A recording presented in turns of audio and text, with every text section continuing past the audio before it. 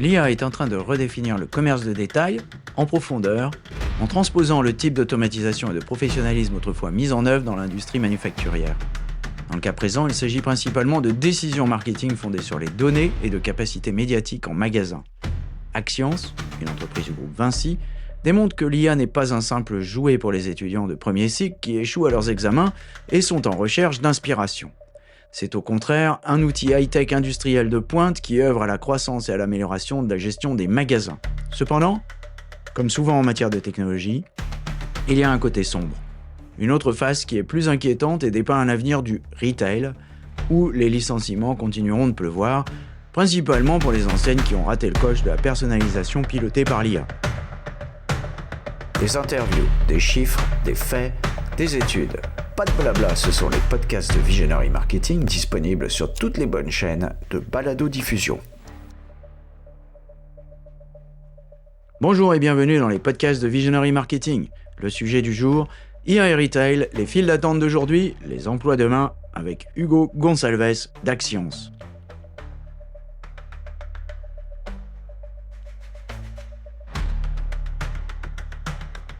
Alors Hugo Gonçalves est directeur de la solution Smart Retail chez Axians, mais de quoi s'agit-il ? Nous avons développé le concept Smart Retail pour répondre aux principaux défis auxquels le secteur de la vente de détail est confronté. Aujourd'hui, nous répond-il, il est indispensable de mieux comprendre le comportement, le profil et les habitudes d'achat des consommateurs en magasin.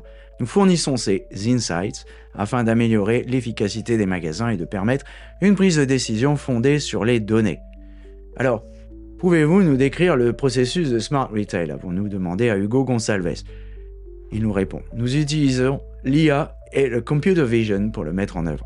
Première étape, ça consiste à comprendre comment les points de vente sont organisés, à quoi ressemble le plan du magasin et aussi comment nous pouvons capturer ces données de manière anonyme, pour des raisons évidentes de conformité au RGPD, afin d'alimenter un processus de décision basé sur les données. Deuxièmement, après avoir capturé ces données anonymes, grâce au computer vision, nous pouvons mesurer un certain nombre de facteurs. Il s'agit notamment de savoir quelle est la fréquentation, qui sont les acheteurs, quand ils achètent et quel est leur parcours dans leur magasin. Nous pouvons ensuite cartographier, avec l'aide de l'IA, les zones chaudes et froides du magasin. Dans ces zones, nous pouvons savoir ainsi si les visiteurs du magasin sont de véritables acheteurs ou de simples badauds et combien de temps ils passent dans le magasin. Donc en fait, c'est une sorte de heat map de la circulation en magasin.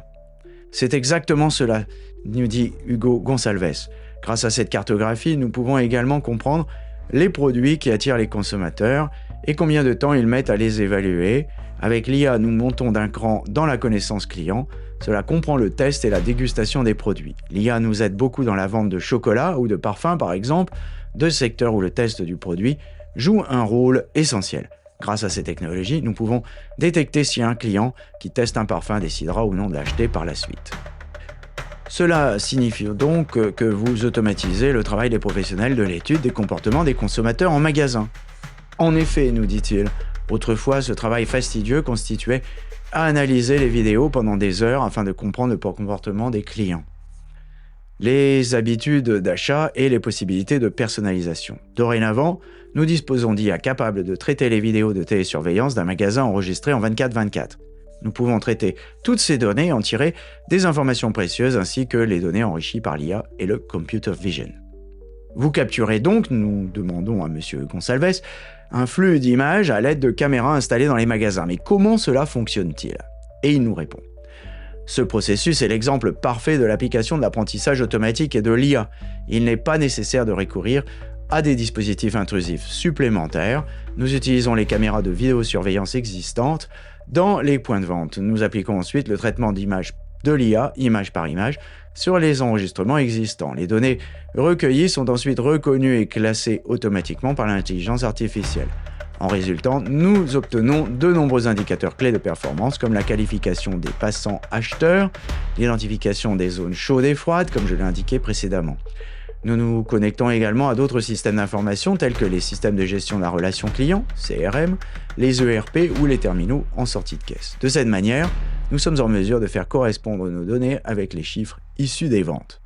Alors de quel type d'IA parlons-nous ici ? Certainement pas de ChatGPT, avons-nous demandé. Et sa réponse, ce système est le résultat d'un travail important et d'une forte expérience du terrain. Nous disposons d'un grand nombre de data scientists chez Axians. Il est également important de mentionner que cette solution est issue d'un programme d'IA lancé par le groupe Vinci, le programme Léonard. Note de la rédaction du nom de Léonard de Vinci. Ce programme se concentre sur la résolution de défis quotidiens par l'innovation technologique. Il s'agit d'utiliser l'IA pour résoudre des défis concrets. Pour cela, nous combinons expertise et connaissances humaines avec les technologies d'intelligence artificielle. Il s'agit d'un autre type d'IA couplé à la computer vision et non d'une IA générative. Il s'agit donc soit de machine learning ou de deep learning, avons-nous ajouté. En quoi consiste le processus d'entraînement ? Réponse, il existe une courbe d'apprentissage pour ces types de systèmes. Nous entraînons le modèle en utilisant ce que nous appelons l'étiquetage manuel. Celui-ci aide le modèle à identifier les personnes humaines. Pour ce faire, nous recourons aux modèles existants. Nous ne partons pas de zéro. Ces modèles sont des modèles ouverts qui identifient un être humain dans un magasin et ses interactions. En plus de cela, nous faisons appel aux enseignes qui nous aident à entraîner les modèles. Cela nous permet également d'étiqueter correctement les données. Il est important de noter qu'il ne s'agit pas d'un processus non supervisé. Nous parlons ici de traitement d'images d'IA supervisé. L'apprentissage supervisé garantit l'étiquetage correct des données et l'exploitation efficace des capacités de l'IA. Alors, quel type de travail a-t-il été nécessaire avant le lancement ? La réponse d'Hugo Gonçalves. Un important travail de préparation était nécessaire au préalable. Nous avons beaucoup d'expérience dans le développement de solutions d'IA, en particulier dans les domaines de la computer vision, du traitement des données, du traitement de l'IA et de la qualité des données. Cela représente au moins 2 ou 3 ans de travail intensif, de collaboration, de tests et d'efforts pour progresser. Lorsque la solution packagée ne suffit pas, nous proposons des POC à nos clients. Ces POC, Proof of Concept, nous aident à faire baisser les coûts liés aux tests. Par exemple, nous testons actuellement la gestion des files d'attente assistée par l'IA. Par expérience, nous avons constaté que les clients n'attendent normalement pas plus de 10 minutes lorsqu'ils ont prévu de réaliser un achat. Si le délai d'attente dépasse 10 minutes, ils quittent la file d'attente et renoncent à leur achat. Nous nous attaquons à ces problèmes en fournissant des informations fondées sur les données. Pouvez-vous partager avec nos lecteurs un cas concret ? Nous avons lancé un POC en Italie, nous dit Hugo Gonçalves, avec un grand client du secteur de la distribution. Ce détaillant s'est rendu compte qu'il perdait des ventes et que son taux de conversion diminuait parce que son personnel n'aidait pas ses clients, même si cela faisait partie de sa formation initiale. Onboarding en anglais, j'ai trouvé que ça faisait suffisamment d'anglicisme comme ça. Le gain final a été significatif, ajoute Hugo Gonçalves. Le temps d'attente a été réduit de 50% et les ventes ont augmenté de 12 à 15% dans certains magasins grâce à cette mise en œuvre. Cela a suffi pour atteindre le point mort, nous dit-il, et ils nous ont soumis de nouveaux cas d'usage avec des questions fort complexes liées à l'usage de l'intelligence artificielle. Alors combien de temps faut-il pour atteindre le seuil de rentabilité avec ce type de solution ? Cela dépend beaucoup de la taille des magasins, nous dit Hugo Gonçalves. Ce n'est pas une solution standard qui s'appliquerait à tous de la même manière, mais dans l'ensemble, le point mort sur ce type de plateforme est atteint entre 6 et 12 mois. Alors, je vais demander si un autre cas d'usage d'IA et de retail au Portugal, par exemple, pouvait être cité. Sur ce problème de file d'attente dans le commerce de détail, ajoute-t-il, nous avons en effet un autre cas d'usage au Portugal. Le problème principal était l'identification des zones les plus rentables du magasin. Pour les points de vente dédiés à la high-tech, pour des produits comme les smartphones par exemple, ces zones sont celles où les consommateurs passent le plus de temps. Ce temps de passage plus long permet aux commerçants de vendre de l'espace média aux vendeurs. C'est ce que l'on appelle le retail média. Dans ce cas particulier, au Portugal, nous avons obtenu d'excellents résultats avec une enseigne qui a commencé à monétiser les zones chaudes de ses magasins. Il sait désormais quelles sont les zones qui offrent le meilleur retour sur investissement et peut facturer le plus cher le placement de produits dans ces zones. Nous en sommes encore aux prémices avec ce client, nous dit Hugo Gonçalves, une grande enseigne portugaise. D'ores et déjà, le retour sur investissement en euros se situe entre 4 et 5 chiffres par magasin. Votre solution, avons-nous demandé, peut-elle aider les détaillants en difficulté dans le contexte économique actuel ? Absolument, nous répond M. Gonçalves. Nous vivons dans un monde où les données jouent un rôle central. Toutes les décisions de management devraient être prises sur la base de données. C'est justement ce que permet notre plateforme. Dans un avenir proche, les enseignes qui ne seront pas passées au marketing axé sur les données et l'IA n'auront d'autre choix que de réduire leur masse salariale et de prendre des décisions hasardeuses de dernière minute. Notre solution permet de mettre à nu des indicateurs clés de performance et des métriques qui auparavant étaient cachés.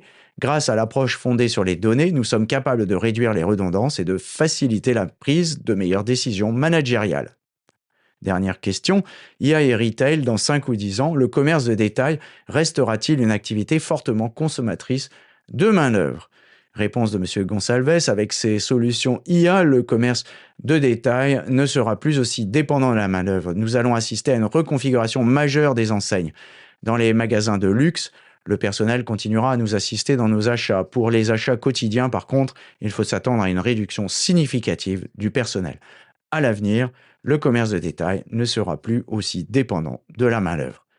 L'avenir du commerce de détail, ajoute-t-il, passera également par une accélération de la personnalisation des offres. Nous connaissons déjà à un tel niveau de personnalisation dans les services de streaming qui suivent très bien nos données personnelles et comportementales transposées au commerce.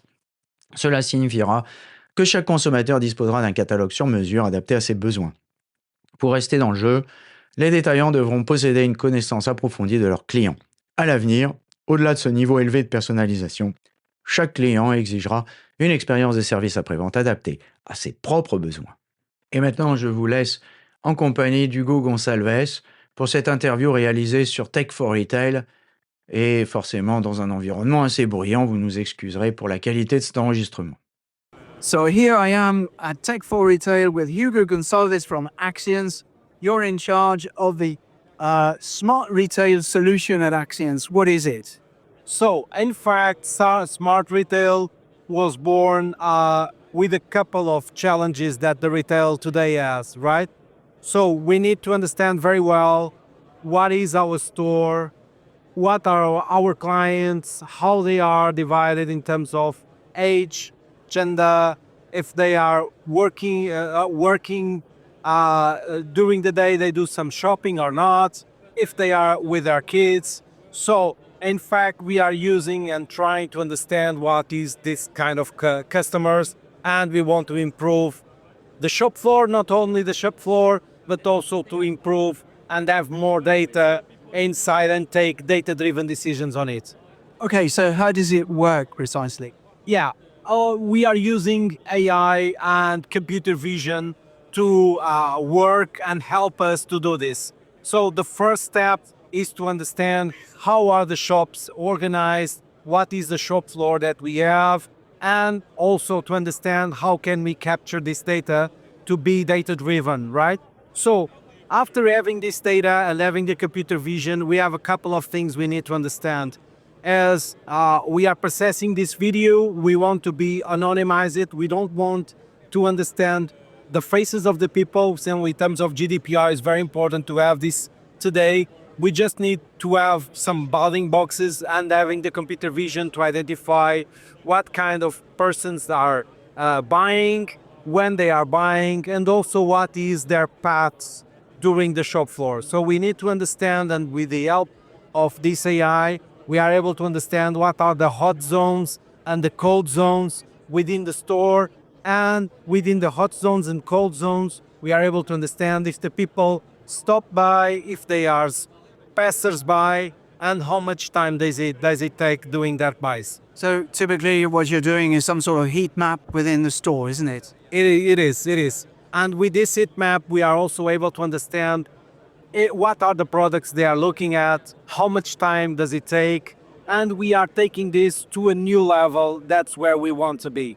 And this new level is product tasting and testing the product. And these two good examples is chocolate tasting. So we need to understand with computer vision when we are able to do it, if the person of our customer is tasting something, which is very important in chocolate stores, for example, and also in perfume stores, if the customer is testing the perfume, and later we are able to understand if or her will buy it or not.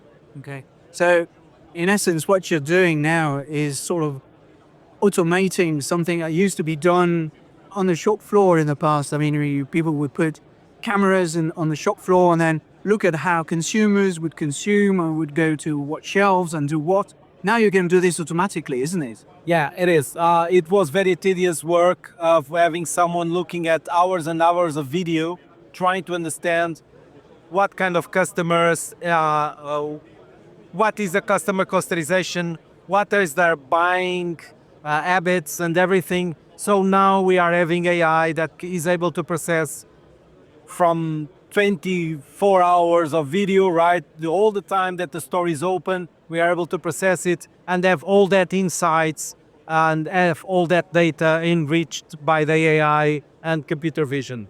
Okay, so now how does it work? I mean, you've got cameras, in-store cameras, taking this flow of images, and what's happening then? Yeah, what is happening, it's the beauty of machine learning and AI, right? So we are not using any intrusive and additional hardware on the stores. We are using CCTV cameras that all the customers already have, so we are not bringing a new hardware. And on the top of this, we have this image processing. In fact, it's image processing because we are capturing video, but then the AI is processing image frame by frame. And with that image frame by frame, we are able to identify and have automatic catalogization of all this data. And all this data is able to bring me a lot of KPIs like passerby, hot zones, cold zones, as I said, but also we are connecting with a new kind of things that make sense to connect, right? Something that we have been using a lot of years ago, and we are bringing new things and using AI, like a CRM or a ERP. Or in the point of sale, we are able to connect with the sales data. Well, wait a minute. You say you're not changing the way that cameras are set up, but obviously if your cameras are set up for shoplifting, it's not exactly the same as if you were measuring the heat map for the sale, right? So you probably have to tweak the way that your cameras are placed, don't you? Yeah, the technology is also helping us. So the way that the images is captured, the magic and the beauty and the secret is all in the AI. Through the image and the evolution that we have been having in computer vision, we no longer need to have a complex hardware to do this. We just need AI to help us and have good machine learning and AI models to process it. Right, so you're talking about AI, but I suppose it's not ChatGPT we're talking about here. What kind of AI? Who developed it? And how many years, man-hours did it take to develop it? Yeah, it takes a lot of experience. We have a large group of data scientists. It's also important to mention that this solution came up from an AI program that Group has. That's the Leonard program. Leonard program is very focused on solving real challenges of our days that we have as citizens in our things that we interact, but very, very related with AI, using AI to solve real challenges. And in fact, one of them is using human expertise, human knowledge, and using AI and this expertise. This is not related with generative AI. Generative AI it's a much different thing. We are using AI in computer vision to help us to do this. So it's more like something like machine learning or deep learning, rather. Yeah. But what is it? How do you train it? What do you train it against as well? How long does it take? Yeah. So normally we have a curve of learning in kind of these systems. In fact, we need to train the model and have what we called manual labeling. So manual labeling is helping the model to understand what is a person. There is already modules that help us. We don't need to start from scratch. We don't need to start from the beginning. We already have models, open models that identify a human in a shop, the interaction. So on the top of this, we are using not only our customers to help us and they help themselves to train the model, it's also to understand and labeling correctly the data. We need to understand that this is not an unsupervised, this is supervised image processing and AI. So we are using supervised learning to help to have labeling correctly and also to have this leverage that we are using in terms of AI. And all this work you've done before actually deploying the system, right? Yeah, we done a lot of work inside. We also have a lot of experience developing AI solutions, especially with computer vision data and AI processing, data quality.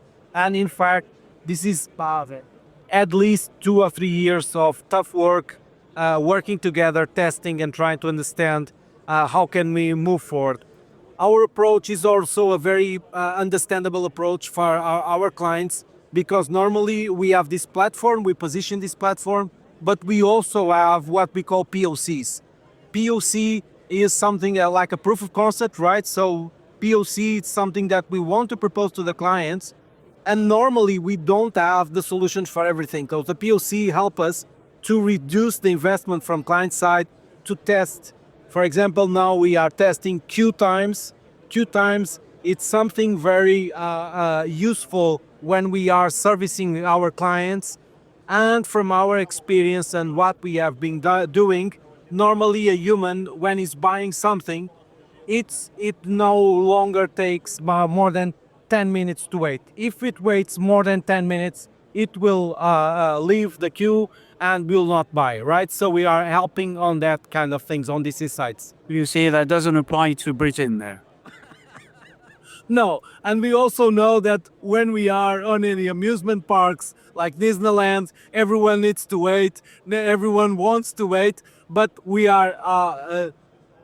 need to understand very well that we as humans, we have a queue time waiting, right? So we are improving that with AI. We want to reduce the queue times and the service time, and with this platform, we are able to do it. Okay, so now the $300 million question. Can you give us a business case where you actually made a retailer gain money with this thing? Yeah, I can give you an example of something that we are doing still on a POC on Italy. So we are trying to help a client, a big retail client in Italy, and they are reducing at least 15% of the queue time, which is very important for them. Reduce the queue time, and having to understand if the staff is getting help the customers to take the decision. They, from their experience, they understand they were losing sales, they were reducing their conversion rate, unfortunately, because the staff was not helping their customers, even though they have that on their onboarding training. So with this platform, we are helping them to increase their conversion rates and also to reduce the queue time, which is bringing more sales to them. Okay, so how many millions of euros did they gain? Yeah, they did not disclose that information. What they told us is in a big number, they are reducing the 50% in terms of queue time, and they are increasing in some stores between 12 to 15% in terms of sales of having this staff helping. Was it sufficient to cover the costs for your...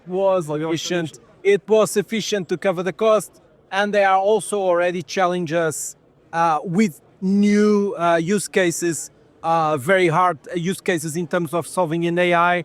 This is the kind of challenge that we want and we like to do, and for sure we will help him on that. So how long to break even on that kind of solution? Depends a lot in terms of the clients. In retail, we are talking about small stores, big stores. So it's not the same case. It's not one shot for all. But we can say that between 6 months and 12 months, you have the recovery of the investment done in the platform. Okay, so much for queue times. I think you have another example you want to share with us in Portugal. Yeah, we have another example in Portugal in the retail, talking about high-tech solutions selling. So the main problem was to understand what are the most sellable places within the store. As you know, when we are selling technology like phones, smartphones, and whatever, so the hot zones on these kind of stores are very important, are the ones that the people spend more time, and somehow you are able to sell that space to someone who wants to sell their something, right? So within our use case in Portugal, we done a great job with this client, because he started to monetize the hot zones in their stores, and because they were not able to do it without the platform, and now they know what are the more return on investment they could have for their clients. So are the hot zones, and they are asking more money for some products to be there. Any numbers you want to share with us? We are still giving some steps on that. This is a big client in Portugal. So I can tell you that it's more than 4 figures, between 4 to 5 figures of return per store. So it's a lot of money in euros. Okay. Thank you very much, Hugo. And maybe a final question. You've heard probably that a lot of retailers are laying off at this moment. So Auchan has done it. Many others are actually cutting costs. So do you think that this solution can also help retailers get over these bumps, and in what fashion? Yeah, for sure. Basically, we are in a data-driven world. Decisions need to be made based on data. And if you are not making decisions based on data, you might not be taking the best decision. And this platform is bringing a lot of inside information, a lot of data-driven decisions that you are able to do it. So in the future, and in a very near future, when you take decisions of laying off or taking decisions, it's because you are not getting the best from your business, and you really need data and AI to help you. How can you take and uncover KPIs and numbers that you are not uncover, right? So for a reason of data-driven, we are almost certain that we are able to reduce these layoffs and also to take better decisions in terms of data.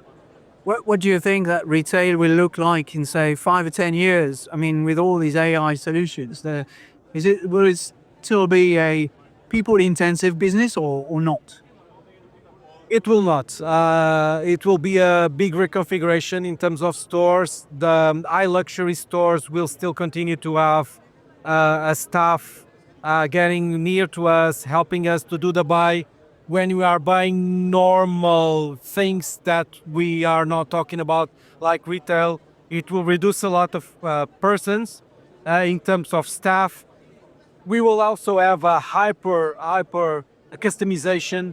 We are already feeling that hyper customization and hyper detailing as a customers when we are using streaming services, because they know very well each person has their own catalog and it's based on hyper customization. And I think in the future of retail, we need to know our client, and the next step, it will be hyper customization and hyper caring each of the customer of their choices. Thank you, Hugo. Thank you so much. Surtout, n'oubliez pas de mettre une bonne note à ce podcast si vous l'avez apprécié.